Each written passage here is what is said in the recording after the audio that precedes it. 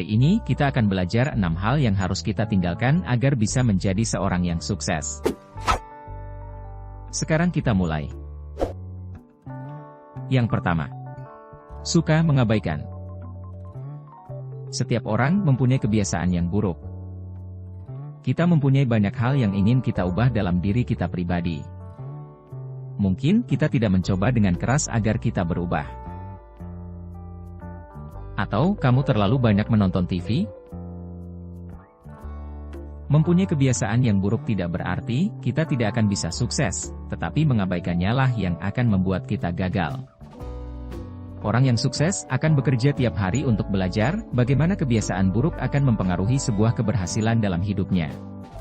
Itu akan terpancarkan dari bagaimana cara orang sukses itu bekerja, bertindak dan berguna untuk sekitarnya. Mereka tahu di mana dan bagaimana memperbaikinya, tidak hanya dalam kehidupan sehari-hari, tapi sudah menjadi sebuah kebiasaan.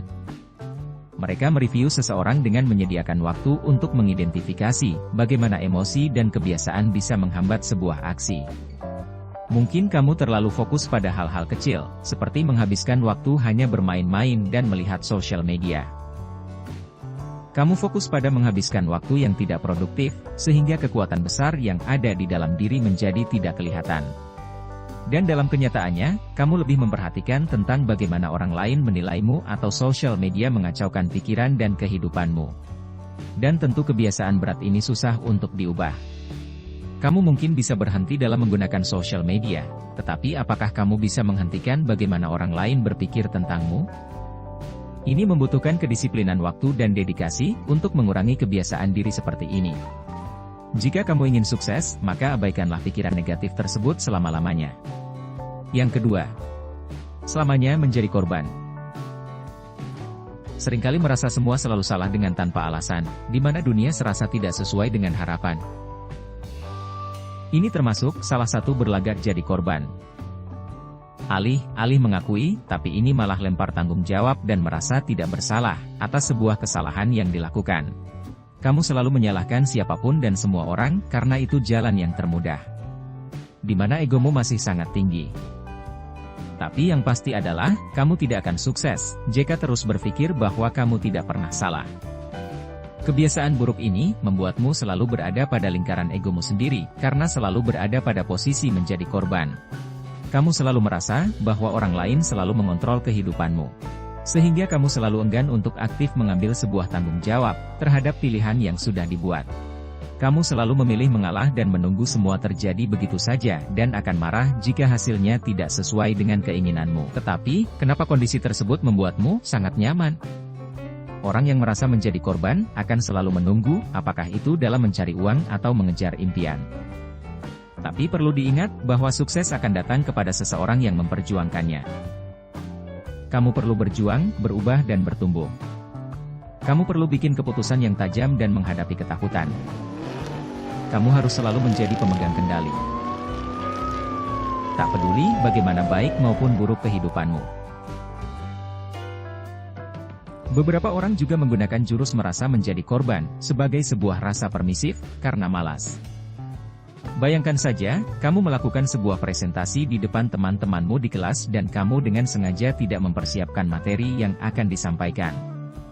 Dan ternyata, kamu mendapat nilai yang rendah. Kebanyakan orang menyatakan bahwa ada korelasi antara kemalasan dengan unjuk kerja yang buruk, tetapi kamu tidak pernah merasa melakukan kesalahan.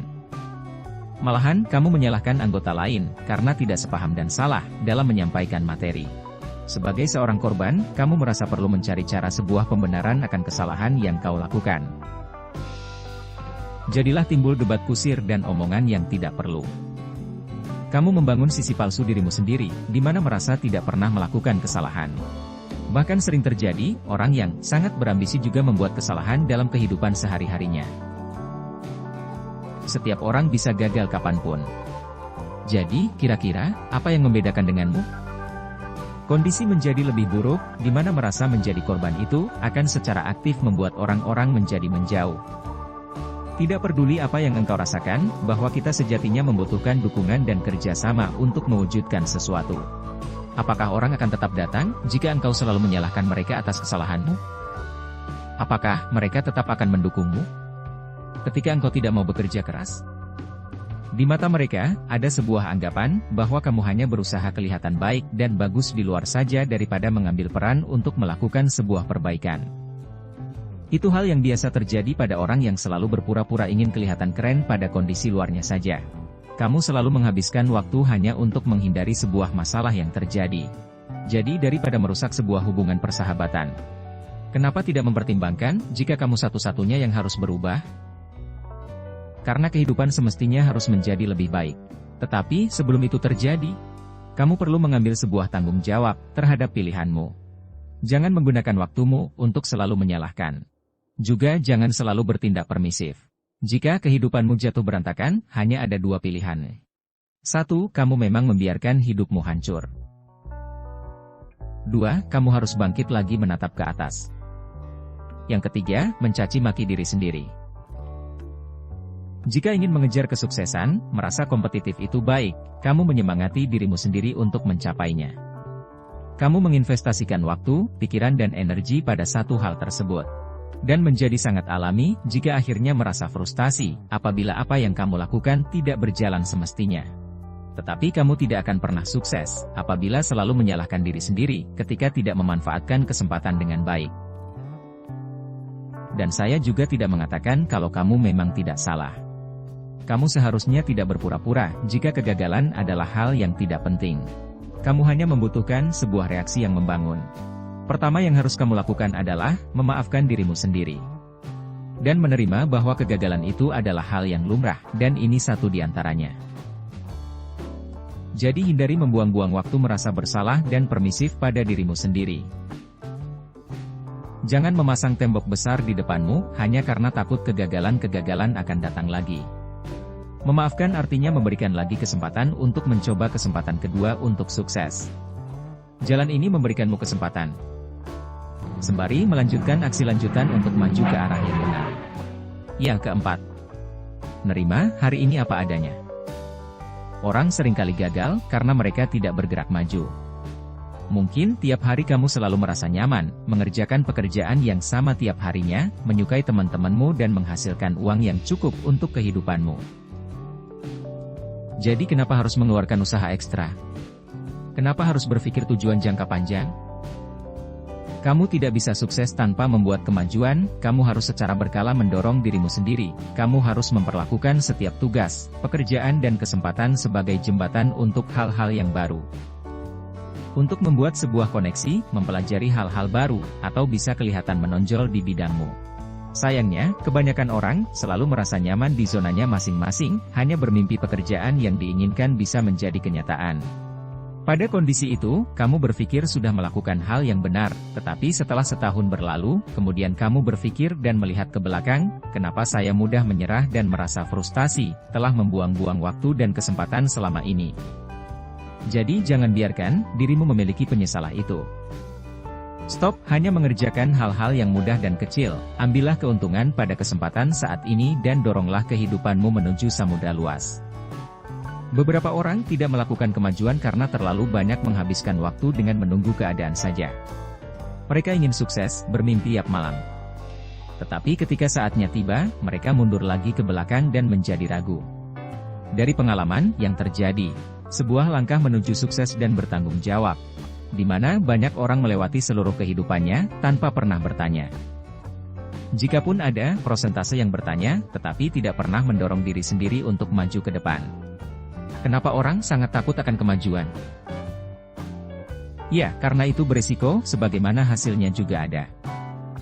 Mungkin kamu akan menemukan semua kesuksesan di dunia, tapi kemungkinan kamu akan kehilangan semuanya juga. Itu artinya, kenyamanan yang kamu dapat saat ini juga bisa berubah setiap waktu. Umumnya pada orang, mereka menghindari resiko karena merasa tidak termotivasi dan tidak cukup berambisi melewati kondisi yang selalu berubah, jadi malah tidak melakukan apapun. Mereka hanya bermimpi saat ini sebagai kondisi masa depan. Mereka menghabiskan waktu hanya untuk berimajinasi bagaimana nantinya.